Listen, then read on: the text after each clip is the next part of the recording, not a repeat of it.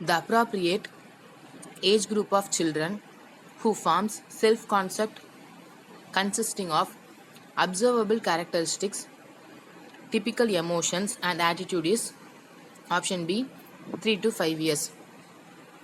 குழந்தைகளிடையே வெளிப்படையான பண்புகள், தனித்த மனவெழுச்சிகள் மற்றும் மனப்பான்மையினை உள்ளடக்கி தன் கருத்தினை வெளிப்படுத்தும் வயது வரம்பு 3 முதல் 5 ஆண்டுகள்.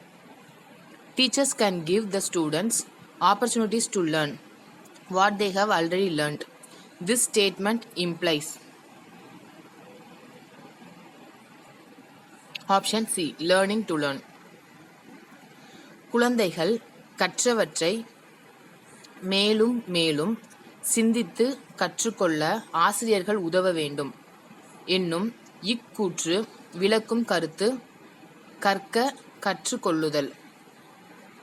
Which system of the human body reaches 90% development even before a child enters the primary school?